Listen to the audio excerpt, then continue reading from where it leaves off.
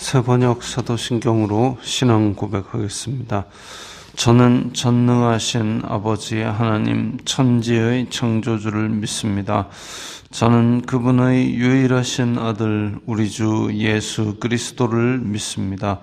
그분은 성령으로 잉태되어 동정녀 마리아에게서 나시고 본디오 빌라도에게 고난을 받아 십자가에 못 박혀 죽으시고 장사된 지 사흘 만에 죽은 자 가운데서 다시 살아나셨으며 하늘에 오르시어 전능하신 아버지 하나님 우편에 앉아 계시다가 거기로부터 살아있는 자와 죽은 자를 심판하러 오십니다.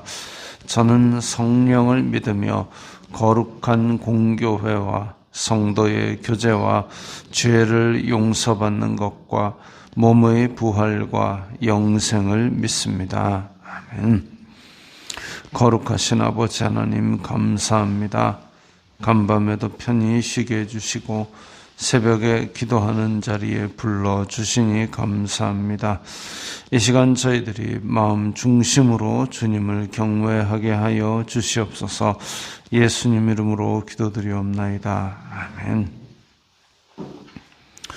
찬송가 64장입니다.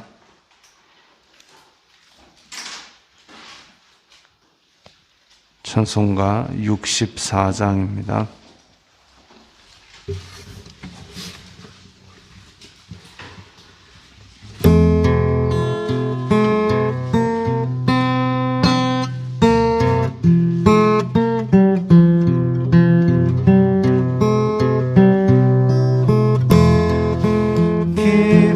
기뻐하며 경배하세 영광의 주 하나님 주 앞에서 우리 마음 피어나는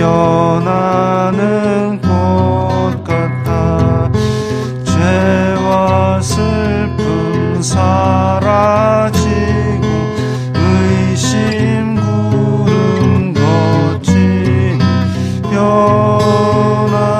변함없는 기쁨의 주 밝은 빛을 주시네 땅과 하늘 만물들이 주의 솜씨 빛내고 별과 천사 노랫소리 끊임없이 드높아 물과 숲과 산과 골짜 들판이나 바다나 서든 만물 주의 사랑 기뻐 찬양하여라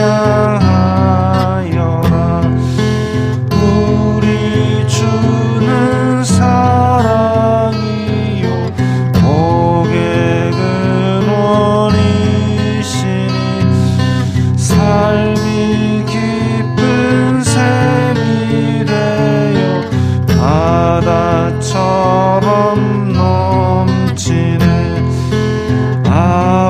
아버지의 사랑 안에 우리 모두 형제니 서로 사랑하게 도와주시오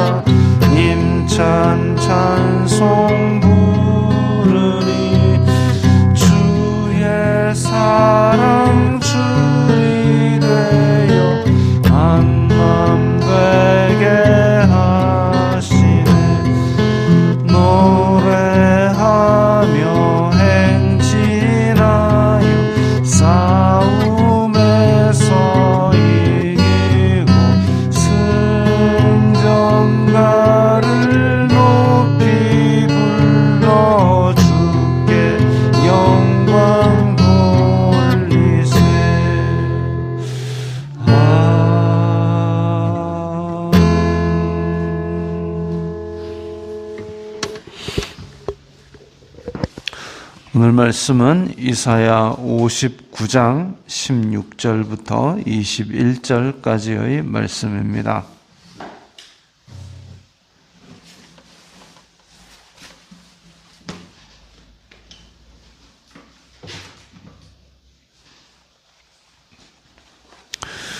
이사야 59장 16절부터 21절까지의 말씀 함께 읽겠습니다. 사람이 없음을 보시며 중재자가 없음을 이상히 여기셨으므로 자기 팔로 스스로 구원을 베푸시며 자기의 공의를 스스로 의지하사 공의를 갑옷으로 삼으시며 구원을 자기의 머리에 써서 투구로 삼으시며 보복을 속옷으로 삼으시며 열심을 입어 겉옷으로 삼으시고 그들의 행위대로 갚으시되 그 원수에게 분노하시며 그 원수에게 보응하시며 섬들에게 보복하실 것이라.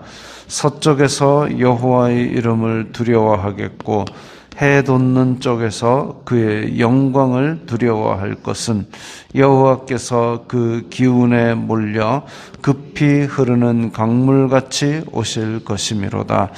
여호와의 말씀이니라.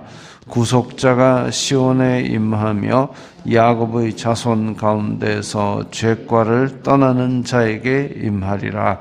여호와께서 이르시되 내가 그들과 세운 나의 언약이 이러하니 곧 내 위에 있는 나의 영과 내 입에 둔 나의 말이 이제부터 영원하도록 내 입에서와 내 후손의 입에서와 내 후손의 후손의 입에서 떠나지 아니하리라 하시니라. 여호와의 말씀이니라. 아멘.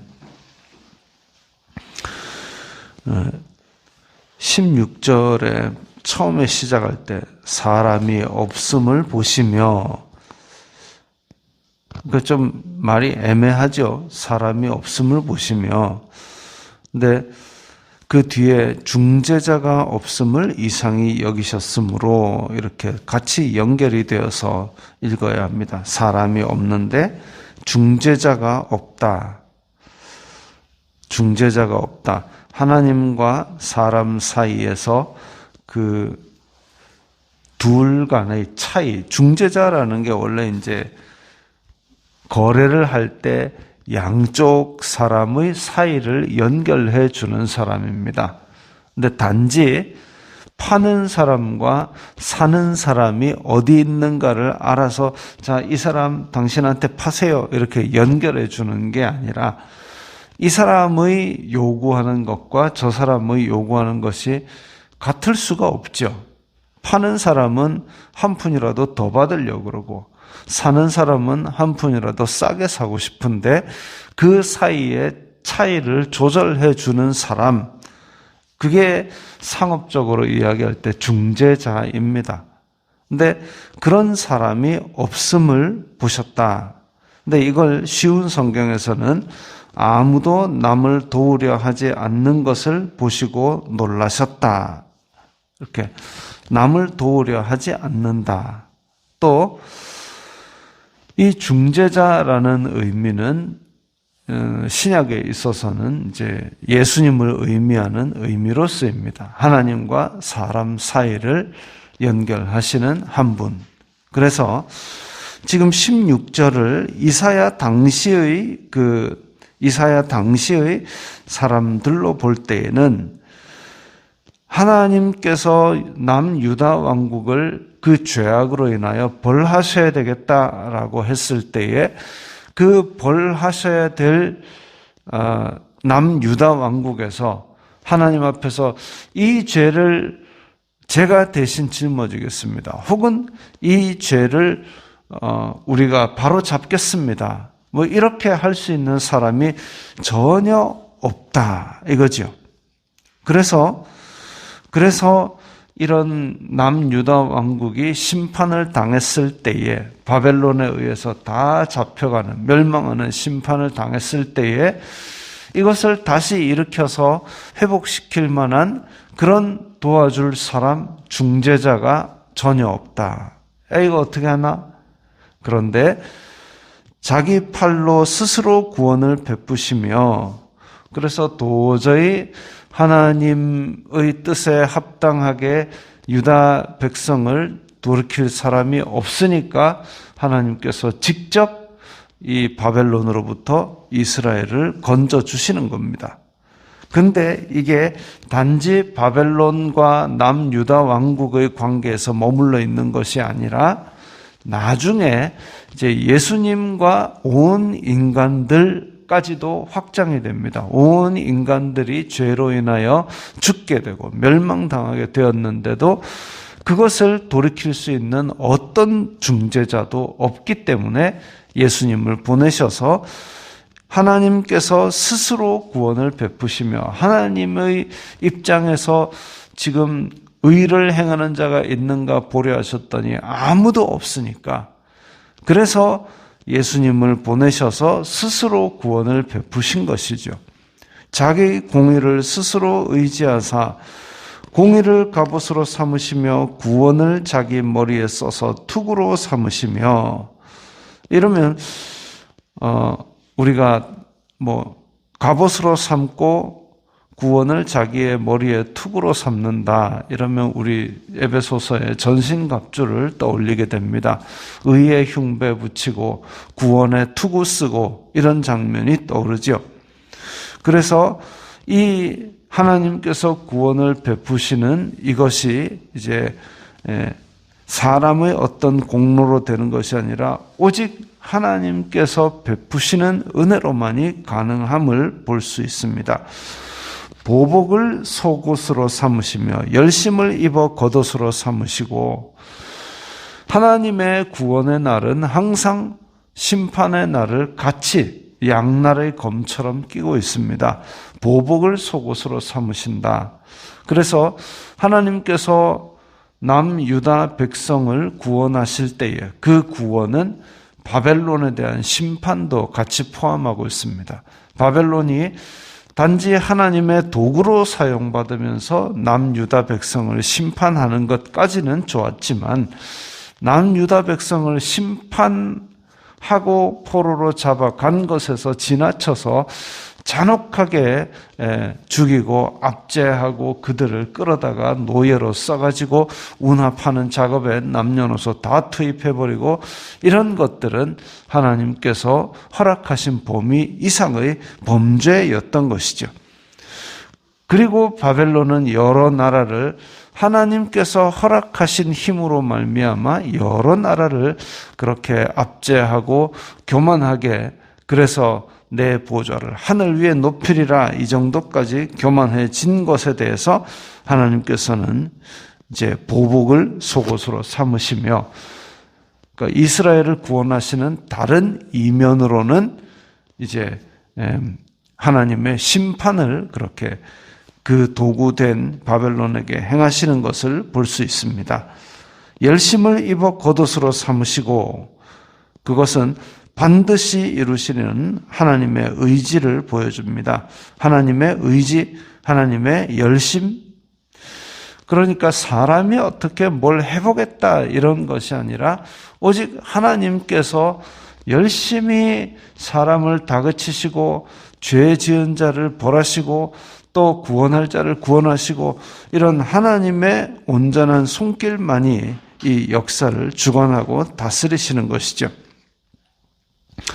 18절에 그들의 행위대로 갚으시되 이랬습니다. 사실 성경 안에서 가장 무서운 말이 뭐냐 이러면 저는 행위대로 갚으시되라고 생각을 합니다. 왜냐하면 하나님께서 자비를 베풀어 주시지 않으면 하나님께서 그 사람의 행위대로 갚으신다면 살아남을 자가 없고 전부 다 영원히 타는 불못에 던져질 수밖에 없습니다. 그래서 행위대로 갚으시되는 정말 하나님께서 하시는 무서운 심판에 대한 얘기인데 그러면 사람에게는 하나님께서 행위대로 갚으시지 아니하시고 은혜를 베푸셔서 앞에서 자기 팔로 스스로 구원을 베푸시며 라는 것처럼 하나님께서 일방적으로 다 만들어 놓고 다 밥상을 차려 놓고 숟가락도 들고 오지 말고 몸만 와서 그냥 와서 먹어라 라는 것이 바로 은혜죠. 베풀어 주시는. 그래서 행위대로 갚으시지 않고 택한 백성들에게는 예수 그리스도로 말미암는 구원을 베푸시고 의를 입혀 주신 겁니다. 인간에게는 의가 없기 때문에 의는 없나니 하나도 없고 그래서 하나님께서 완전히 의를 만드시고 값을 다 치르시고 그것을 그냥 입혀 주신 겁니다. 그게 은혜지요. 그래서 행위대로 갚지 않으신 것이 구원의 은혜이고 심판받을 자들은 행위대로 갚으시는데 그 내용이 원수에게 분노하시며 죄에 대한 진노를 그에게 다 쏟으시는 겁니다. 그 원수에게 보응하시며 그래서 바벨론이 얼마나 잔혹하게 했던지 그것을 그대로 다 바벨론에게 갚아주시며 섬들에게 보복하실 것이라. 섬들은 바벨론과 함께 하나님을 대적하는 입장에 섰던 여러 다른 나라들을 의미합니다. 근데 바벨론, 섬들 이렇게 하니까 요한계시록에 나오는 음녀 바벨론, 하나님을 대적하는 나라의 상징이었던 그 바벨론, 그리고 그 바벨론의 무역으로 인하여 부를 축적하였던 여러 섬들, 이런 것들이 떠오르게 됩니다. 그래서 하나님을 대적하는 범죄하고 교만했던 바벨론과 그 주변의 많은 나라들, 이방 나라들에게 다 행위대로 갚으신다고 하십니다. 서쪽에서 여호와의 이름을 두려워하겠고 해 돋는 쪽에서 그의 영광을 두려워할 것은 이랬는데, 서쪽 이러면 이제 이스라엘에서 서쪽이다 그러면은 이집트 쪽을 이야기하고, 해 돋는 쪽, 동쪽이죠. 동쪽 이러면은 이제 티그리스 유프라테스 앞쪽까지 아는 바벨론 왕국까지를 의미합니다. 그래서 바벨론부터 이집트까지다 이러면 그때 고대 근동에 있던 가장 강대한 모든 나라까지 다 포함하는, 그러니까 전 세계를 의미하는 겁니다. 서쪽에서 여호와의 이름을 두려워하고 해 돋는 쪽에서 그의 영광을 두려워할 것은, 그때 당시에 가장 강한 나라였던 이집트나 아니면 떠오르는 신흥 강국 아수르, 그 아수르를 삼킨 바벨론, 바벨론을 이기는 페르시아까지도 다 여호와의 이름을 두려워하겠고 하나님의 영광을 두려워한다 이랬습니다. 왜 그러느냐? 여호와께서 그 기운에 몰려 급히 흐르는 강물같이 오실 것이다. 급히 흐르는 강물, 우리는 사실 바다 옆에 사니까 잘 모르죠. 이스라엘 지역에 있는 그 강물들은 사실 이게 우리나라 낙동강처럼 사시사철 그냥 흐르는 강이 아니고 와디라고 부르는 일종의 그 간헐천 비슷하게 흐릅니다. 그래서 이른 비와 늦은 비가 올 시즌에는 범람을 해버립니다. 근데 그냥 강이 우리나라 강처럼 비가 아주 많이 와서 범람을, 우리는 범람도 잘 안 하잖아요. 근데 그 동네는 이게 범람을 했다 그러면은 막 다 쓸고 내려가 버립니다. 왜냐하면 계곡이기 때문에. 그러니까 물이 별로 없는 동네인데 비가 오는 기간 동안에 비가 내려버리면 그 우기 동안에 내린 곳이 골짜기로 다 모여서 흐르기 때문에 범람을 안 할 수가 없습니다. 그런데 이제 범람하는 지역들은 떠내려온 흙들이 이렇게 쌓여서 굉장히 비옥한 땅을 만들고 농사짓기 좋은 땅이 되는데, 그런데 범람할 동안에는 이제 손 쓸 수도 없이 그냥 다 떠내려가는 거죠. 그래서 그 급히 흐르는 강물, 계곡에서 혹시 범람하는 거 보셨습니까? 이게 저쪽에서 콸콸콸 소리가 나는데 어느덧 확 다 내려와서 다 쓸고 내려갑니다. 그렇게 계곡에서 내려오는 물이 콸콸 흘러내리는 그 범람은 그야말로 저 멀리서 징조가 보인다 할지라도 빨리 몸만 피하지 않으면 짐 좀 챙기자 하고 돌에 섰다 하면 같이 떠내려가는 거죠. 그런 것이 바로 그 기운에 몰려 급히 흐르는 강물입니다. 급히 흐르는 강물. 그래서 하나님께서 뭔가 일을 행하실 때는 그야말로 지체 없이, 그야말로 속히, 그야말로 모든 것을 다 휩쓸고 내려가는 강물 같은 기운으로 그 뜻을 하나도 빠짐없이 이루시는 것이죠. 그러니까 그 뜻에 반하려는 자들은 무서운 겁니다. 20절에 여호와의 말씀이니라. 구속자가 시온에 임하며, 구속자 이러면 내 백성은 구하고 그의 값을 갚아주는 그런 사람. 근데 여호와의 말씀이니라. 구속자가 시온에 임하며, 이제 하나님의 택한 백성들을 구하고 그 값을 다 치르는 그 분. 그런데 값을 치르는 정도가 아니라 원수가 있으면 다 갚아주시는 분이 바로 구속자입니다. 야곱의 자손 중에서 죄과를 떠나게 하는 자에게 임하리라. 죄를 지은 사람들, 죄를 지은 유다 백성들, 근데 그 유다 백성들에게 그 죄값을 치러주고 그 모든 원수는 보복하고, 근데 그 은혜가 누구에게 임하느냐? 하나님의 믿음의 백성들, 죄를 버리고 하나님께로 돌아온 이스라엘 백성들에게 하나님의 은혜가, 구속자의 은혜가 임하는 것입니다. 여호와께서 이르시되 내가 그들과 세운 나의 언약이 이러하니, 옛날 아브라함에게 언약을 베푸실 때는 내가 너의 자손을 별과 같이 많게 하리라, 단지 그것 아주 단순하게 시작을 하셨습니다. 그보다 더 전에 아브라함아, 너는 내 친척 아비 집을 떠나라. 그냥 떠나라. 그러면 내가 너를 데리고 다닐게. 그리고 너의 후손 중에 메시아가 오리라까지 가기까지도 한참을 지난 것이죠. 어쨌든 아브라함의 언약은 내 후손을 많게 해줄게 하고 아주 단순한 언약이었습니다.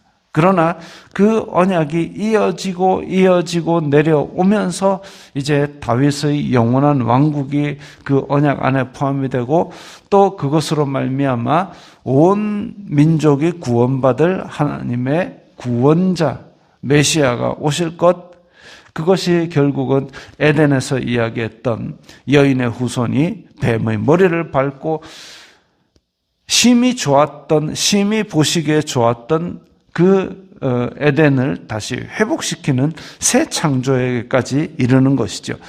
그런데 그들과 세운 나의 언약이 이러하니 내 위에 있는 나의 영과 입에 둔 나의 말이 이제부터 영원하도록, 이제 예수님께서 세우시는 새 언약에까지 이어집니다. 그래서 구원을 받아들이고 죄를 회개하는 모든 믿음의 자손들, 단지 남유다 백성이 아니라 이 세상 끝까지 미칠 그 큰 복음을 이제 하나님께서 언약으로 세우시는 것입니다.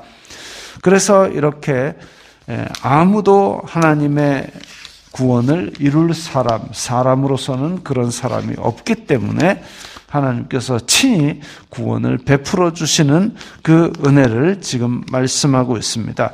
그리고 언약을 세우시고 영원히 떠나지 아니하시겠다 그랬습니다. 사실 이 하나님께서 직접 구원을 베푸시는 일이 사람의 생각으로는 도저히 할 수 없었기 때문에, 그래서 요한은 요한계시록에서 땅 밑에나 땅에서나 하늘 위에서나 이걸 할 사람이 없으므로 심히 슬피 울었다 그랬습니다. 그러나 하나님께서 보라 내가 새 일을 행하리라 하신 것처럼 전혀 상상하지도 못한 방법으로 그렇게 예수님으로 말미암아 구원을 이루신 것이죠. 그래서 하나님의 기준에 도달할 수 없는 우리는 하나님의 구원의 은혜만을 의지하고 그 은혜로 말미암아 이 땅에서 살아갈 수 있는 겁니다.